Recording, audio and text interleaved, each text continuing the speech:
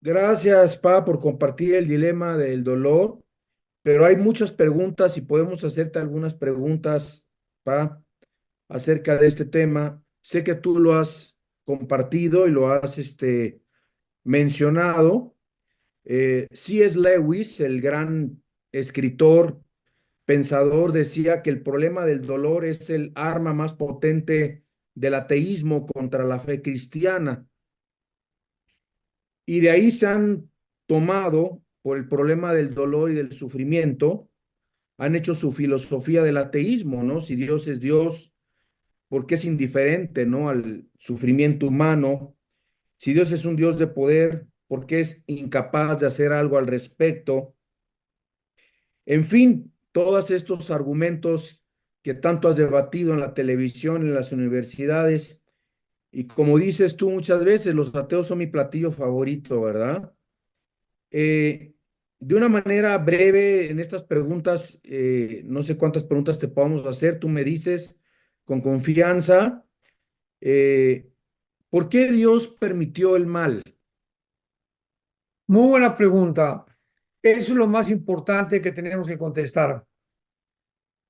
Dios, antes de crear nada, tenía tres opciones. Síganme con mucho cuidado, porque es una pregunta, precisamente, como dice Alan, que es una de las armas favoritas que esgrimen los ateos y las personas agnósticas o ascéticas, etcétera, etcétera. Dios, en primer lugar, pudo haber no creado nada, ¿verdad? O sea, Dios realmente es un ser supremo, no necesita a nadie ni a nada. Pudo haberse quedado el Padre con el Hijo, el Espíritu Santo, ¿verdad? En santa paz durante toda la eternidad. No pudo haber creado nada. Número dos, Dios pudo haber creado un mundo donde no existiera el mal, donde no existiera el pecado, donde no existiera el sufrimiento, donde no existieran las enfermedades, que es el mundo que muchos de nosotros quisiéramos que Dios hubiera creado. Y número tres, Dios en su infinita sabiduría creó un mundo donde el mal entrara. Muy bien. ¿De cuáles de estas tres opciones podríamos nosotros escoger? Yo siempre hago estas preguntas a muchos estudiantes del seminario. Ay, me contesta, mire, yo hubiera, mejor Dios no hubiera creado nada de plano. Entonces, la respuesta filosófica es, tú no puedes comparar la nada con el algo. Esta fue la pregunta de Job en el capítulo 3 de Job. ¿Por qué no fui yo abortivo? ¿Por qué mejor, para qué me parió mi mamá? Mejor no hubiera yo nacido para haber sabido todo lo que voy a sufrir. ¿Para qué nací? Entonces Job hizo en su angustia, Dios le aguantó todas las preguntas. Vuelvo a repetir, ahí lo encontramos en todo lo que le cuestionó a Dios y Dios le permitió que hiciera estas preguntas porque Dios se acuerda que somos polvo, porque somos seres humanos. Entonces, Dios, ¿verdad? En segundo lugar, si tú hubieras escogido un mundo donde no hubiera enfermedad, ni mal, ni nada, no hubiera sido un mundo de libertad, ni tampoco hubiéramos conocido el amor. Porque si Dios hubiera escogido un mundo donde no hubiera mal, ni hubiera dolor, ni hubiera enfermedad, hubiera sido un mundo de robots, donde Dios nos hubiera dado un chip, una cuerda, para que le dijéramos, ámame, ámame, ámame, ámame, sin experimentar qué es el mal. Pero Dios escoge la tercera opción y permite que el mal entre al universo, que haya dos caminos, porque si no hay dos caminos, no hay libertad. Permítanme explicarles. En un gobierno, este año van a ser elecciones en más de 50 naciones. Imagínate una nación donde hay un candidato. Podríamos llamarle que esa nación es democrática o podríamos llamar que esa nación hay libertad. De ninguna manera. Se califican como dictaduras o gobiernos totalitarios. Pero cuando ya hay otra opción, ahí hay libertad. Ahí se demuestra que tienes una u otra. Cuando hay un solo camino, no hay libertad. Tiene que haber dos cosas para que haya libertad. Entonces, si Dios nada más hubiera creado el bien, el bien, el bien, el bien, el bien y no el mal, ¿cómo hubiéramos conocido que Dios es amor? Conocemos que Dios es amor por la maldad del ser humano y por la crucifixión de Cristo. De tal manera amó Dios al mundo que nos dio a su Hijo unigénito. si no hubiéramos conocido el desangramiento y la masacre que hicieron con el cuerpo de Cristo en la cruz, ¿cómo podíamos conocer el infinito amor de Dios? Entonces, Dios permite el mal porque Él creó criaturas responsables, libres moralmente. Entonces, tú y yo vamos a ser juzgados por las elecciones que hagamos en la vida. Si no tuviéramos esta libertad de escoger un camino u otro camino, ¿cómo podríamos ser juzgados? Entonces, los ángeles les dio Dios la misma facultad y característica que nosotros. Podían escoger vivir cerca de Dios o rebelarse contra Él. Cuando hay estas dos opciones, es cuando nos hacemos responsables moralmente, porque de otra manera, vuelvo a repetir, pues seríamos títeres o seríamos robots. Así que el mal es necesario para que pudiera el ser humano comprender el bien y el amor de Dios. Sí, gracias a Dios que nos dio esa libertad y no somos robots. Como dices, Dios nos pudo haber hecho robots para amarle y de dónde hubiera estado el libre albedrío, la libertad humana, como acabas de mencionar. Y bueno, hay tantas preguntas, no sé si podemos hacerte unas 3 o 4 preguntas más. Adelante. Bueno, una de estas preguntas es, lo quiero enfocar un poco a mi hijo, porque recibimos tantos mensajes de tantos hermanos declarando que era sano, declarando que ya Dios lo había sanado, decretando. Es más, me escribieron personas que se decían profetas, que lo veían sano, que decían que estaba sano. En fin, la pregunta aquí que muchos cristianos no entienden, o el versículo que muchos cristianos no entienden es, ¿Dios sana todas las enfermedades? Bueno, es una muy buena pregunta también. Qué buenas preguntas tenemos en esta noche. Esta es una de las características que están azotando a la iglesia cristiana en los últimos, yo diría, 30 años, porque ya en los 90 comenzó un movimiento muy fuerte, ¿verdad? De que usando Isaías 53, que por sus heridas hemos sido nosotros sanados y que ahora yo declaro que por las heridas de Cristo, ¿verdad? Yo soy sano y no tengo por qué enfermarme. Bueno, esto es un absurdo, ¿verdad? Porque Isaías 53 se refiere a que Cristo muere y sana la enfermedad del alma, el pecado, pero no hemos podido entender que el cuerpo es corruptible, que está muriendo celularmente todos los días. Esto lo dice la ciencia médica, por el amor de Dios. Entonces, yo muchas veces me encontré con personas también que decían profetas y usaban lentes. Le dije, ¿por qué usas lentes? Porque tienes un deterioro ocular, ¿verdad?, en tu retina que hace que tengas que aumentar para poder mejor ver bien. Entonces, si fuera cierto lo que dicen o lo que predican, de una forma equivocada completamente, pues entonces no tendríamos por qué morir. No, pues yo clamo y declaro que soy sano, etcétera, etcétera. Espérame tantito, ¿no? El apóstol Pablo tuvo una enfermedad que no, posiblemente se cree que era una ocular, porque en la carta a los Gálatas dice, mira con cuán grandes letras escribo. Entonces, toda la historia de los evangelios, Cristo sanando a los enfermos, era para demostrar que realmente Él era el Hijo de Dios. Eran evidencias necesarias porque no teníamos la Biblia completa. Entonces, claro que ahora Dios sigue sanando cuando Él es soberano. Yo lo confieso claramente, yo también oraba y Señor, estoy seguro que vas a sanar a Estefano, a mi nieto. Tenemos miles de personas sanando por él y sabemos que ahora que la ciencia médica, porque lo desahuciaron, muchos de ustedes no saben, pero los médicos dijeron, oncólogos, hematólogos, ya no hay nada que hacer por Estefano. Si lo quieren llevar a su casa y que muera ahí en paz, lo pueden hacer, pero aquí ya no hay nada que hacer.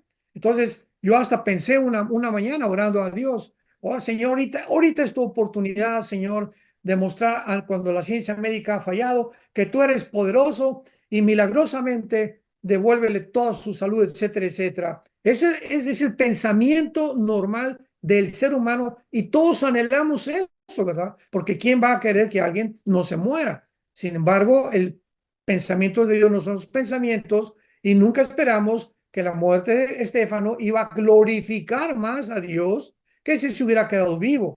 Yo Amén. recuerdo cuando llegamos ahí al hospital, mi esposa y mi hermano, estábamos todos por ahí. Yo les hice una pregunta a varios hermanos. Si ahorita un ángel se apareciera y nos hubiera dicho, ¿qué hubieran preferido? ¿Que él se quedara vivo o que Dios se lo llevara? ¿Qué hubieran contestado? Porque si se hubiera quedado vivo, ¿verdad? Iba a quedarse en el mundo donde ustedes están viviendo. Iba a seguir con problemas, enfrentando sufrimientos, problemas en el hogar, problemas con los hijos si los hubiera tenido, etcétera, etcétera. Pero ahora Dios prefirió llevárselo a un lugar mejor. Entonces, por eso Pablo dijo, el morir es ganancia para nosotros. O sea, porque queremos aferrarnos a este mundo de sombras y de valle de muerte, un perverso y maligno en el cual tú y yo estamos viviendo. Vivir aquí en este mundo es sufrir. Y si no quieres sufrir, ¿verdad? Pues pídele a Dios que te lleve. Pero es mucho mejor, realmente, el vivir es Cristo, pero el morir es ganancia. Lo que Estefano dijo antes, casi antes de morir. Entonces es muy importante que no luchemos contra Dios, ¿verdad? Tenemos que orar. Dios puede sanar, claro que lo puede hacer cuando Él quiera, Él es soberano, pero siempre hay que orar, Señor, hágase tu voluntad, así dice el Padre nuestro, hágase tu voluntad, no la nuestra, en el cielo y en la tierra. Te pido por mi hija, te pido por mi esposa, te pido por esto, pero finalmente, Señor, haz tu voluntad. Yo te expreso lo que yo deseo, pero siempre y cuando sea conforme a tu voluntad. Por eso es una tontería decir yo decreto que esto está sano, pues no somos dioses, no somos el Espíritu Santo para tantas babosadas que están predicando.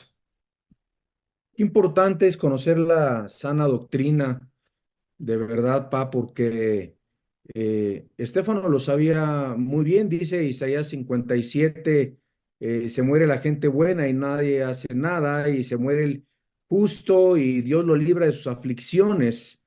Entonces, Estéfano, un día platicando con él, le dije, Dios va a hacer un milagro en tu vida. Y él me contestó, eh, me dice, Pa, ya lo hizo. El momento que él me salvó, ya hizo ese milagro. El milagro más grande de la salvación, claro.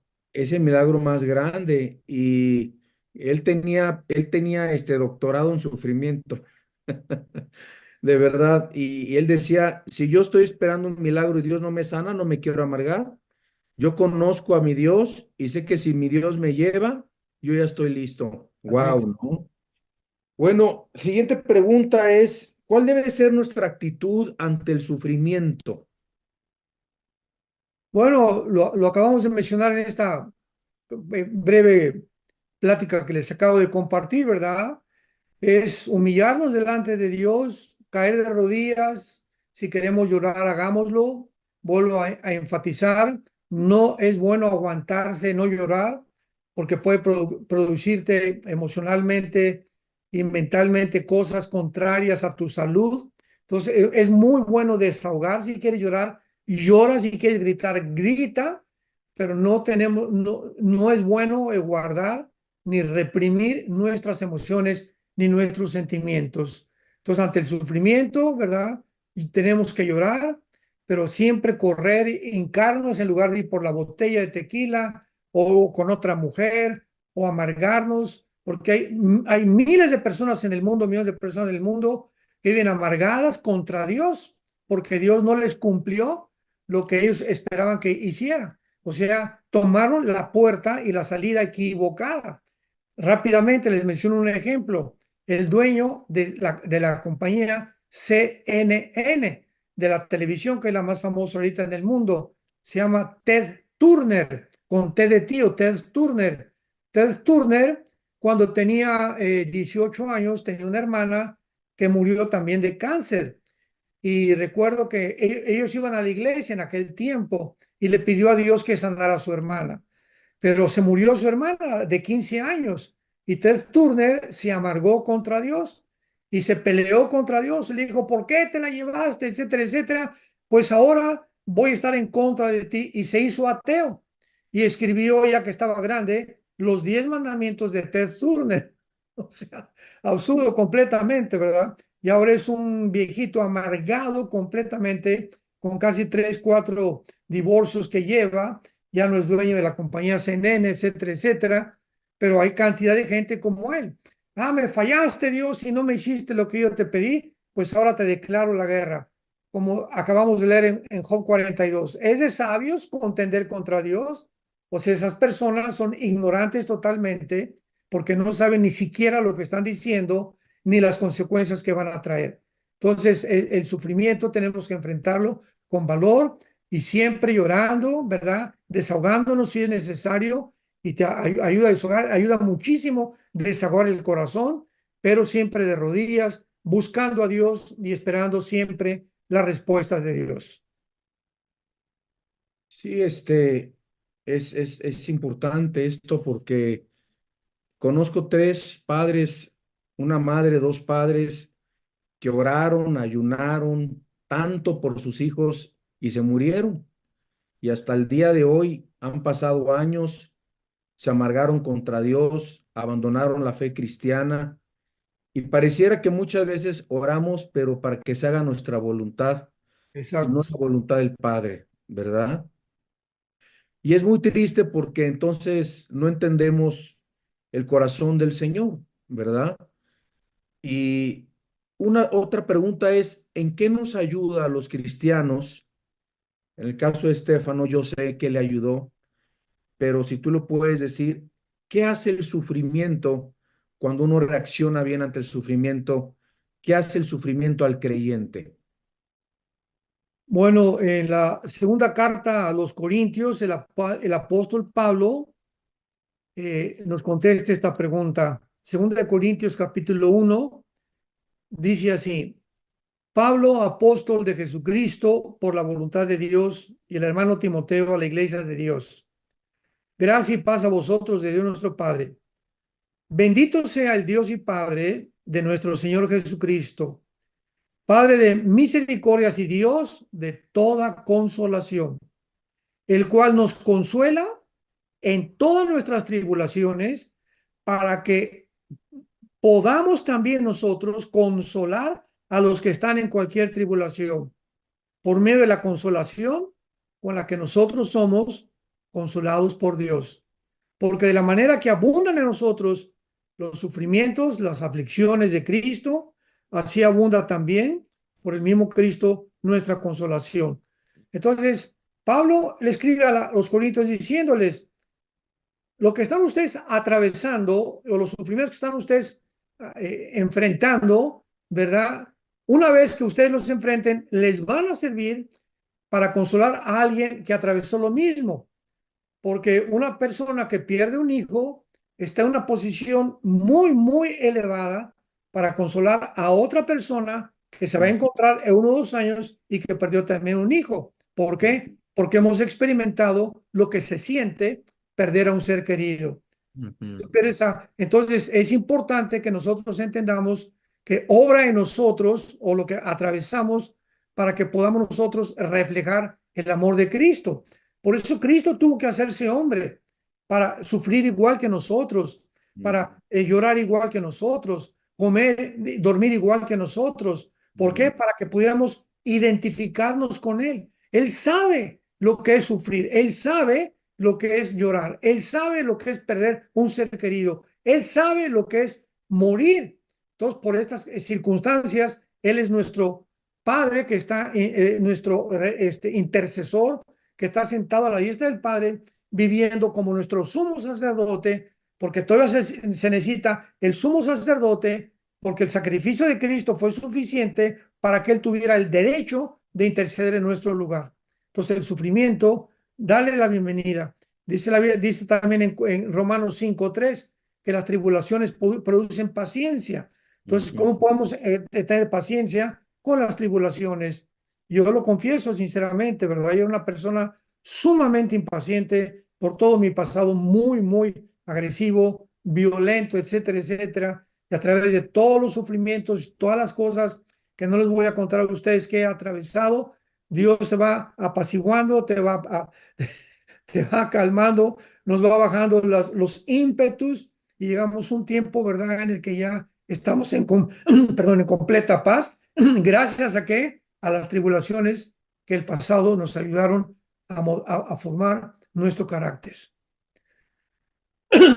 Dice Perdón. la palabra de Dios, porque la fe de ustedes es como el oro también, y su calidad debe ser probada por medio del fuego. La fe que resiste la prueba vale mucho más que el oro, la cual se puede destruir, de manera que la fe de todos nosotros, al ser así probada, merecerá aprobación, gloria y honor cuando Jesucristo aparezca. Y finalmente, última pregunta, ¿dejaremos de sufrir algún día? Claro, cuando estemos con el Señor. Mientras estemos en este mundo, como dice el Salmo 23, aunque ande en valle de sombras y de muerte, no temeré mal alguno. Entonces tenemos, como le dijo Dios a Josué, esfuérzate y sé valiente. No tengamos miedo a la vida. Amén. Todas las circunstancias que enfrentemos, Dios no nos va a dejar, Dios no te va a desamparar. Él ha prometido estar contigo y conmigo hasta el final. No importa lo que atravesemos, Él ahí va a estar junto a ti, va a estar junto a tu cama, como lo estuvo con Estéfano durante todo su tiempo. Impresionantemente, de una forma sobrenatural, Él pudo atravesar este valle de sombras y de muerte con un ánimo, con una esperanza, con un espíritu de un verdadero guerrero, porque jamás se quejó, jamás gritó, jamás dijo, Señor, ¿por qué esto y el otro? Todo lo contrario. O sea, enfrentó con valor, y por ese valor que venía del cielo, porque es sobrenatural, un ser humano, un muchacho a su edad, no reacciona de esa manera.